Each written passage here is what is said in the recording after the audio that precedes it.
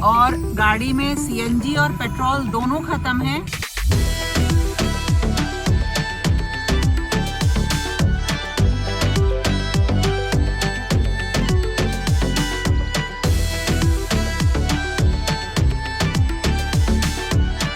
क्या खा रही हो ये? अभी ना हम हाईवे पे खड़े हुए हैं यहाँ पे, और देखो मैं ना ये मिनी। आपको क्या हो गया मम्मी?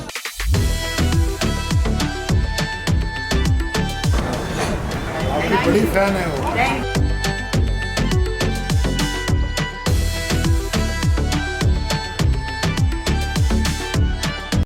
मैंने आप लोगों को बताया था कि मुझे जाना था महाकुंभ के लिए प्रयागराज, और बस वहीं की तैयारी मैं कर रही हूँ। पहले सोचा था कि दोपहर में निकलेंगे, लेकिन फिर नेक्स्ट डे के लिए उसे कर दिया। तो आज मुझे मतलब कुछ खाने पीने का सामान बना के लेके जाना था, क्योंकि आप लोग बोल रहे थे कि वहाँ थोड़े से खाने पीने को लेके समस्या है, और मुझे इंडिगो भी लगाना था, तो उसे मैं थोड़ा सा गर्म पानी में लगाऊंगी। और एक चीज़ और, जब मैंने वो वीडियो डाला कि मैं प्रयागराज आ रही हूँ, तो इतने प्यारे प्यारे कॉमेंट्स उस पर आए कि दी आप हमसे मिलने ज़रूर आना, हम वहाँ पर रहते हैं, कोई परेशानी हो तो बताना, या आप हमारे घर रुक जाना। मतलब इतना अच्छा लगा देख के कि अरे इसे कहते हैं सच्चा अचीवमेंट। इतने अच्छे लोग हैं आप लोग कि जो मुझे इतना प्यार करते हो, इस तरह से बोलते हो कि अगर आपको कोई परेशानी हो तो घर आ जाना। ये एक बहुत बड़ा अचीवमेंट है मेरे लिए। तो इतने अपनेपन के लिए आप सब लोगों को बहुत बहुत थैंक यू। तो अब मेरी हो रही है तैयारी जाने की। तो इंडिगो वगैरह लगाने के बाद जो घर का काम होता है उसे मैं कर रही थी, और जितना भी काम हम समेट सकते हैं उसे समेट के ही जाऊंगी, क्योंकि पीछे से केवल अमर रहेंगे घर पे, तो सारी चीज़ें उसी हिसाब से मैनेज करनी है। तो मॉर्निंग में उठ के जल्दी जल्दी काम खत्म किया, क्योंकि आज कोई भी काम नहीं फैलाना था। तो जो रेगुलर डस्टिंग होती है, क्लीनिंग होती है, वो सारे काम तो चलते ही रहे। और इसके साथ साथ जैसे जहाँ तक ये चीज़ थी कि कुछ बना के लेके जाना, तो सोचा कि क्या बना के लेके जाऊँ। और दूसरा एक चीज़ ये थी कि जब आप इतनी दूर जाते हो और जहाँ पे ऑलरेडी इतनी भीड़ है, तो आपको ये नहीं पता कि आपको खाना प्रॉपर मिलेगा, वहाँ नहीं मिलेगा। तो मैंने क्या किया, सबसे पहले सोचा कि थोड़े से बेसन के लड्डू बना लेती हूँ, क्योंकि ये खराब नहीं होंगे और 2-3 दिन जब हम वहाँ रहेंगे तो ये प्रॉपर चल जाएंगे। तो मठरी हुई, लड्डू हुई, इन्हीं सारी चीज़ों को मैं बनाने की अपनी तैयारी कर रही थी, क्योंकि अब कल तो निकलना है।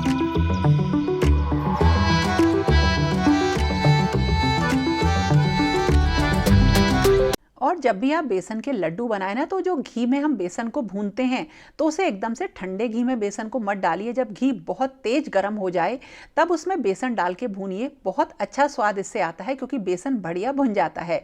तो मैंने ना अब क्या करा, मैंने अपने बाल धो लिए हैं, इंडिगो जो लगाया था, आज मेहंदी नहीं लगाई, और अब बस मैं लड्डू बना लूँगी। और इसी के साथ साथ एक चीज़ और है, आजकल आप लोग सुन ही रहे हैं कि भीड़ बहुत ज़्यादा बढ़ गई है, रियली भीड़ बहुत बढ़ गई है। तो मैं अपना एक्सपीरियंस आपको बता रही हूँ कि मुझे कहाँ कहाँ जाम मिला और किस तरह से मैं प्रयागराज पहुंची हूँ, और उसमें क्या दिक्कतें आई और क्या सहूलियत मेरे लिए रही। तो जल्दी जल्दी बस अपने लड्डू बना रही हूँ, फटाफट बन जाते हैं। चीज़ों को बनाने की अब मतलब आदत सी हो गई है, तो ऐसा नहीं लगता। लेकिन हाँ, सारा टाइम जो है इसी काम में नहीं लगे रहना था, क्योंकि मुझे तैयारी भी करनी थी।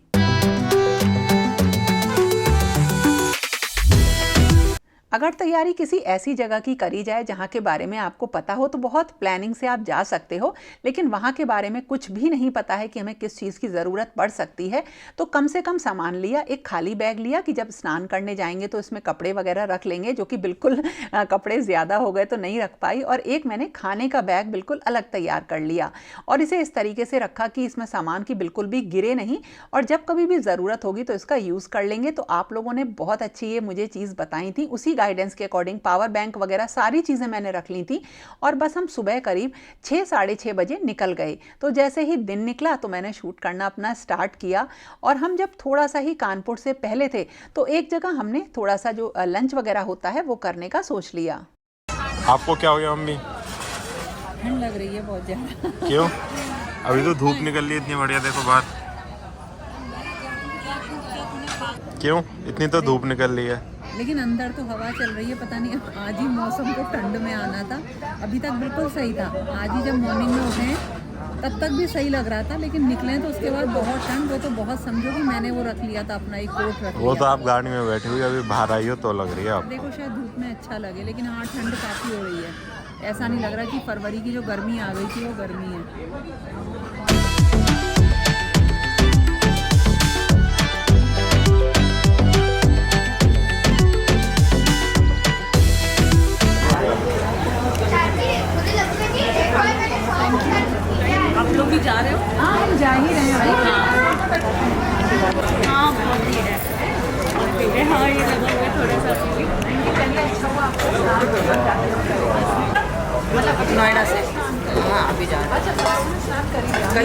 आपका वीडियो देखा। मैं बोल ही रही थी मेरा लोग शायद आज मिलेंगे करके।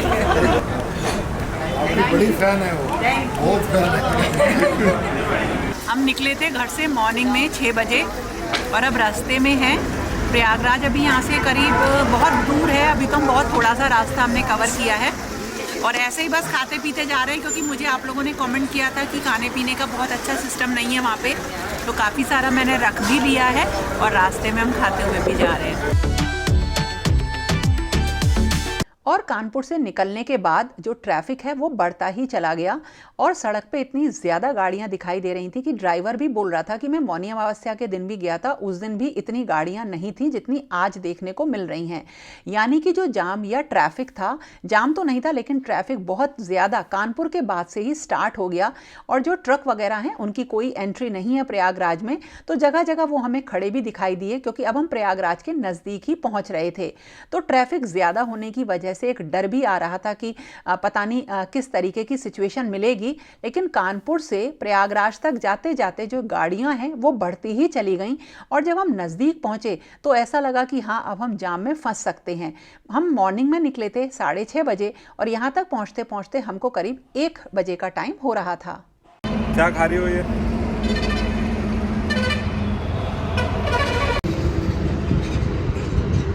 चले रेस्ट ले रहे हैं और रेस्ट लेते टाइम ही लड्डू खा रहे हैं। इधर हाईवे है, अभी प्रयागराज पहुंचने में 2 घंटे बाकी हैं। कितना दूर है अभी? प्रयागराज यहाँ से अभी है 120 किलोमीटर, 120 किलोमीटर दूर है यहाँ से। मजा आ रहा है? बहुत बढ़िया। क्या बढ़िया लग रहा है तुझे? जर्नी करना अच्छा लग रहा है। अच्छा लग रहा है ना बहुत दिनों बाद? चलो बैठ जाओ।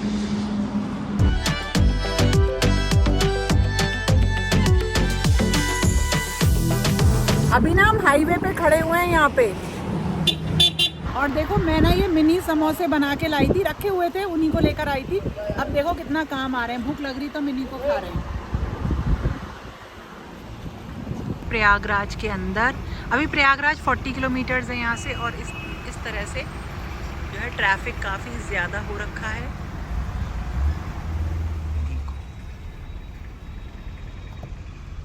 किसी तरह से हम प्रयागराज के पास पहुंच गए और अब अंदर एंट्री लेनी थी। यहाँ पे 3 बज रहे थे, 2:30 या 3 बजे का टाइम था और इसके बाद जब प्रयागराज की तरफ हम जा रहे थे तो काफ़ी रूट जो है एडमिनिस्ट्रेशन ने डाइवर्ट कर रखे थे और लोग इधर उधर से किसी तरह से बस ये सोच रहे थे कि हम अंदर घुस जाएं। जाहिर सी बात है लोग फंसना नहीं चाहते हैं, रास्ते देखते हैं।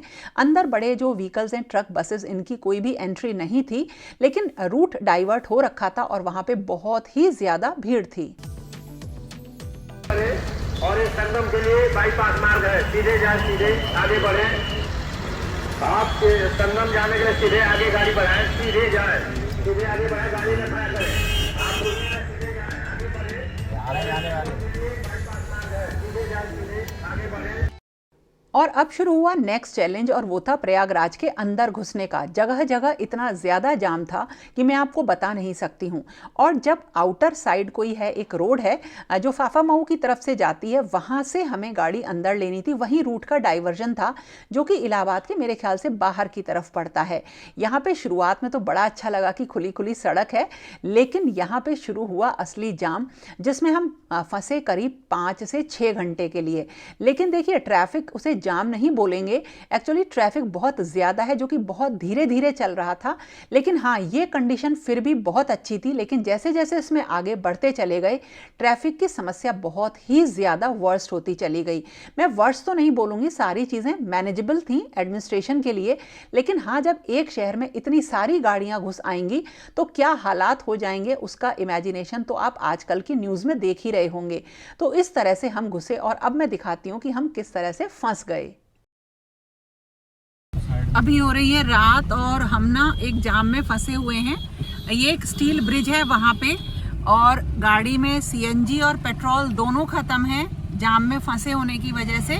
और अब शानू क्या कर रहा है, शानू ने क्या किया है, वो पानी की बोतल लेके जा रहा है खाली करके पेट्रोल लेने के लिए, ताकि गाड़ी में हम मतलब डाल सकें। धीरे धीरे गाड़ियां चल रही है, अभी थोड़ी सी चलनी शुरू हुई है, लेकिन एक बहुत बड़ी समस्या सामने आ गई है, क्योंकि जाम में अगर बीच में ख़त्म हो गया तो बहुत दिक्कत आएगी। हम रेगुलरली भराते हुए चल रहे थे, लेकिन रास्ते में जब जाम में फंस गए तब जो है प्रॉब्लम आ गई है दोनों चीज़ों की। और मुझे तो ये पता भी नहीं था कि गाड़ी में पेट्रोल नहीं है, क्योंकि गाड़ी मेरी नहीं है, हम मतलब टैक्सी से आए हैं और हम CNG की टैक्सी थी। और अगर पता होता मुझे तो मैं पेट्रोल ज़रूर डलवाती। बिल्कुल ज़ीरो रिस्क पे मैं काम करती हूँ, कोई भी कहीं भी जाती हूँ, खासकर बाहर। तो ये एक बड़ी समस्या हो गई है, बड़ी प्रॉब्लम हो गई है। और शानू को इस सिटी के बारे में कुछ भी नहीं पता है। वो पैदल पैदल दूसरे साइड से, क्योंकि इस साइड तो जाम है, दूसरा साइड खुला हुआ है, वहाँ से गया है। पानी की बॉटल में बिस्लेरी की बॉटल थी हमारे पास बड़ी वाली, उन्हीं को खाली करके उन्हीं को लेके गया। पता नहीं उसे पेट्रोल मिलेगा कि नहीं मिलेगा। और बस थोड़ा थोड़ा सा गाड़ी चल रही है, फिर रुक जा रही है। हमें मतलब बहुत टाइम हो गया है इस जाम में। अब देखते हैं हम कैसे करेंगे। लेकिन हाँ, एक बड़ी समस्या आ गई है सामने, पता नहीं कैसे होगा।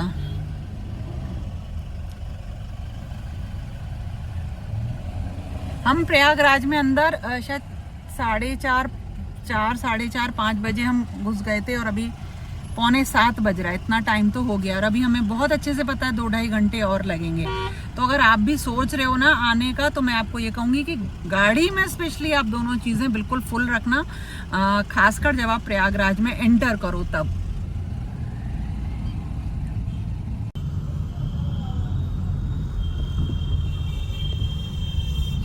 साल से ज्यादा हो गया होगा पुराना ये।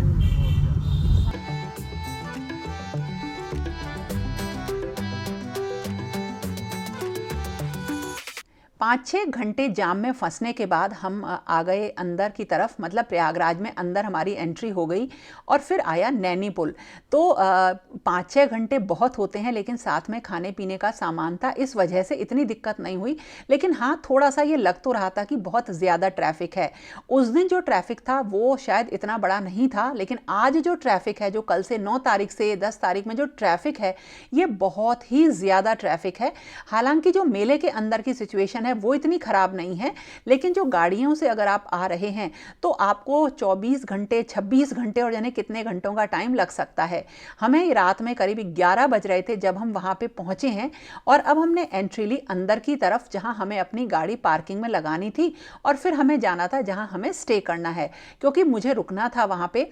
लेकिन वही मैं आपको बता रही हूँ, चाहे आप जरा सा भी मूवमेंट करेंगे, लेकिन वहाँ पे आपको बहुत भीड़ भी दिखाई देगी और गाड़ियों का जाम बहुत ज़्यादा दिखाई देगा। लेकिन क्योंकि एक स्वाभाविक सी चीज़ है, तो अगर आप इसमें फंसना चाहते हैं तो मूवमेंट तो होगा, लेकिन बहुत ही ज़्यादा डिले होगा। तो देखिए, पास से ये सब लाइट्स जो हैं संगम की दिखाई देने लगी, अच्छा लगा।